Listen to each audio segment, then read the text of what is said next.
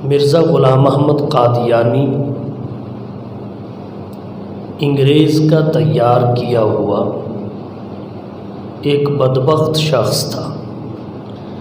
جسے انگریز کا خود کاشتہ پودا کہتے ہیں۔ بر صغیر میں جب انگریز نے قدم رکھا، پنجے گاڑے، اپنے اقتدار کو مضبوط اور مستحکم کرنے کے لیے مسلمانوں سے جذبہ جہاد چھیننے کے لیے، کم از کم اسے کمزور کرنے کے لیے، جہاں اس نے اور بہت ساری منصوبہ بندیاں کی، ضمیر فروش، دین فروش، فتویٰ دینے والے خریدے، وہاں اسے ایک ایسے شخص کی ضرورت بھی تھی جس پر نبوت سے کم کا لیبل نہ ہو، اور وہ انگریز کی حکومت کو سند الہام فراہم کر سکے۔ اس کام کے لیے مرزا غلام احمد قادیانی کا انتخاب کیا اور اسے خریدا گیا۔ پھر اس سے من مانے فتوے، من مانی باتیں، کتابیں لوگوں کے سامنے کہلوائی گئیں، لکھوائی گئیں،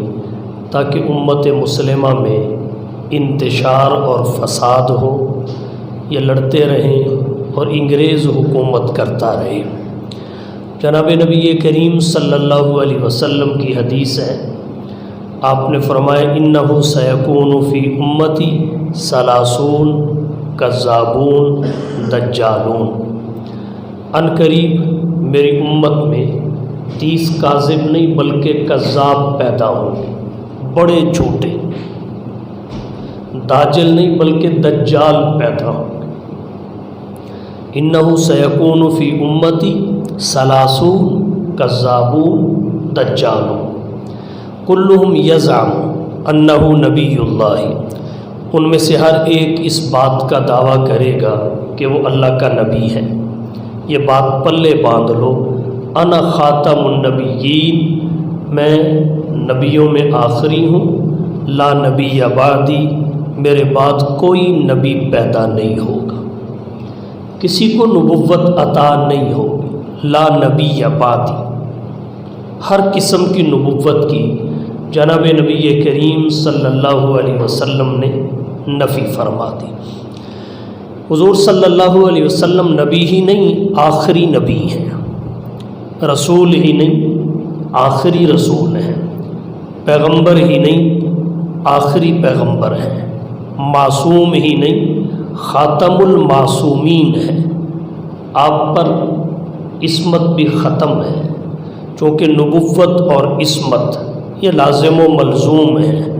ایک دوسرے سے جدا نہیں ہوتے۔ تو جہاں نبوت ہوگی وہاں معصومیت ہوگی، جہاں معصومیت ہوگی وہاں نبوت ہوگی۔ جب حضور کے بعد نبی کوئی نہیں تو اہل سنت والجماعت کے نزدیک آپ کے بعد معصوم بھی کوئی نہیں۔ آپ صلی اللہ علیہ وسلم بغیر کسی تعویل اور تخصیص کے اللہ کے آخری نبی ہیں۔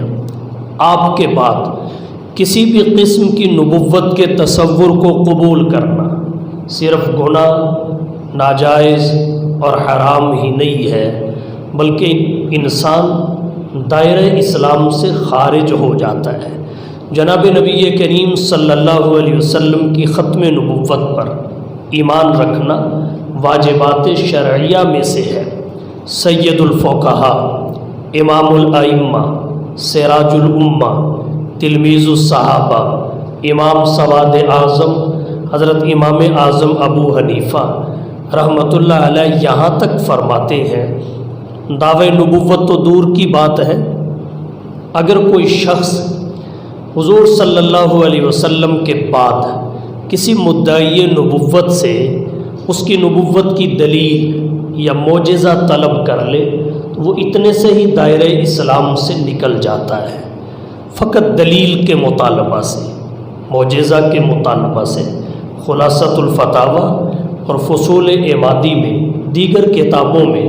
یہ بات وضاحت کے ساتھ موجود اور مذکور ہے۔ امام صاحب رحمۃ اللہ علیہ فرماتے ہیں وجہ یہ ہے کہ اس نے حضور صلی اللہ علیہ وسلم کے بعد نبوت کا امکان پیدا کر دیا، اس سے معجزہ اور دلیل طلب کر کے۔ اس کا یقین حضور کی ختم نبوت پر کمزور ہوتا دکھائی دیا، اس وجہ سے یہ دائرہ اسلام سے نکل جائے گا۔ متاخرین احناف اس تفصیل میں چلے جاتے ہیں کہ دیکھا جائے گا اگر اس نے اس مدعی نبوت کو لاجواب کرنے کے لیے، مبہوت اور مسکوت کرنے کے لیے، ذلیل و رسوا کرنے کے لیے، اور اس کی کوئی دلیل لوگوں کو متاثر کر سکتی ہو، اس کے اثر کو زائل کرنے کے لیے تاکہ وہ دلیل دے، بعد میں اس کو توڑ دیا جائے، اگر اس نظریہ سے دلیل کا مطالبہ کیا تو پھر وہ کافر نہیں ہوگا، دائرہ اسلام سے نہیں نکلے گا۔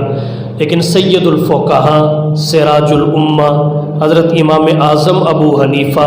رحمۃ اللہ علیہ اس تفصیل میں نہیں گئے، مسئلہ کی حساسیت کے پیش نظر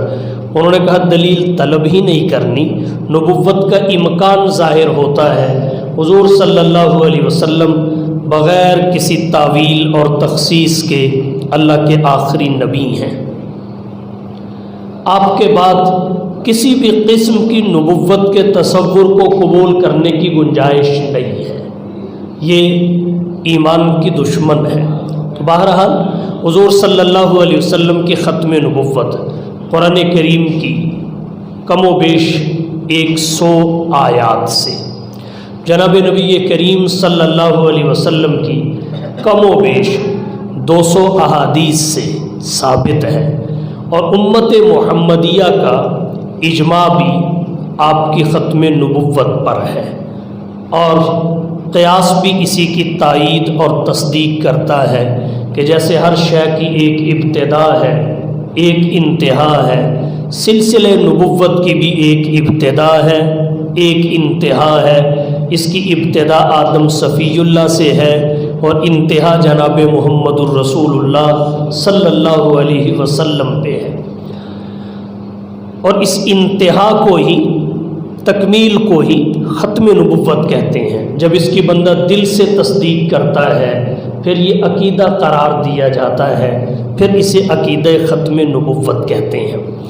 جناب نبی کریم صلی اللہ علیہ وسلم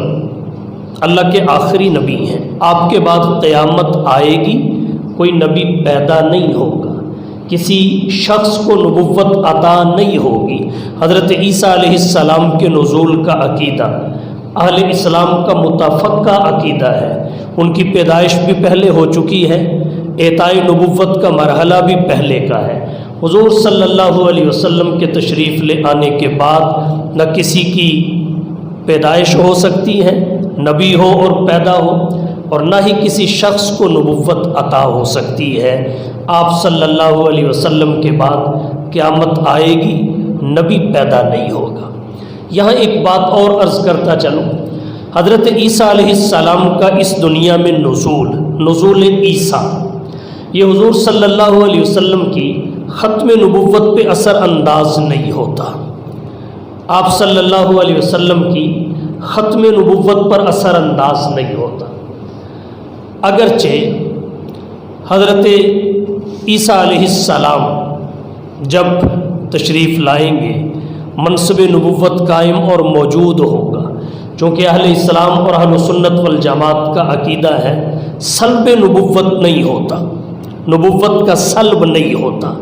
اگر نبوت کے سلب کو تسلیم کر لیا جائے تو اللہ تعالیٰ کی جانب جہل کی نسبت کرنا پڑے گی، تعالی اللہ عن ذالک علوا کبیرا، اللہ تعالیٰ جہل سے پاک ہے، عجز سے پاک ہے۔ تو جس کو اللہ نبوت دیتے ہیں پھر اس سے نبوت کو سلب نہیں کرتے۔ تو حضرت عیسیٰ علیہ السلام اپنے منصب کے ساتھ تشریف لائیں گے، لیکن عمل اپنی شریعت پر نہیں کریں گے، جناب نبی کریم صلی اللہ علیہ وسلم کی شریعت اور تعلیمات پر کریں گے، یہ حضور صلی اللہ علیہ وسلم کی نصرت ہوگی، آپ کے دین کی نصرت ہوگی، جس کا اللہ نے قرآن کریم میں آیت میثاق میں ذکر کیا، اذ اخذ اللہ میثاق النبیین لما آتیتکم من کتاب و حکمہ ثم جاءکم رسول مصدق لما معکم لتؤمنن بہ وَلَتَنْصُرُنَّهُ۔ سوال پیدا ہو سکتا ہے کہ سارے نبی حضور سے پہلے وفات پا گئے، وہ آپ کی نصرت کیسے کریں گے؟ قرآن کریم میں نصرت کو ان پہ لازم کیا گیا، تو نصرت کی ایک شکل آپ کی بشارت سنانا بھی ہے، آپ کی آمد سے قبل وہ آپ کی بشارتیں سنا کے جائیں گے اور لوگوں کو یہ کہہ کے جائیں گے کہ ہمارے بعد اصل میں فلانی ہستی نے آنا ہے اور وہ ہستی آخری نبی اور رسول ہوگی،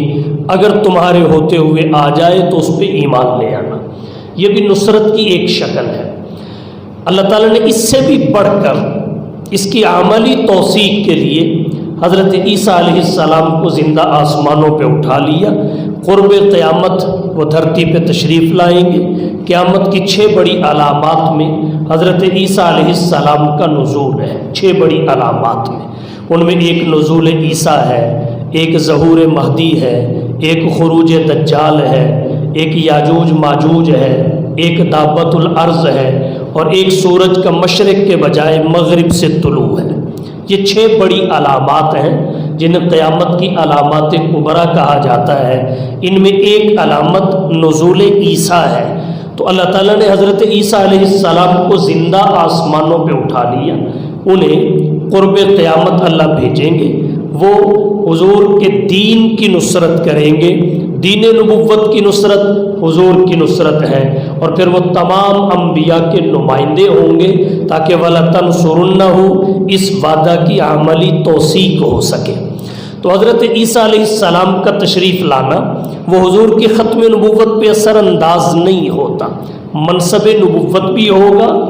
حضور کی ختم نبوت پر بھی اثر نہیں پڑے گا، چونکہ وہ اپنی شریعت پہ عمل نہیں کریں گے، خود بھی حضور کی شریعت پہ عمل کریں گے اور لوگوں کو دعوت بھی اسی شریعت پر عمل کی دیں گے۔ اس کو آپ ایسے ہی سمجھیں جیسے ہمارے ملک کا صدر یا وزیر اعظم کسی دوسرے ملک میں چلا جائے، کسی دوسری سلطنت اور ریاست میں چلا جائے،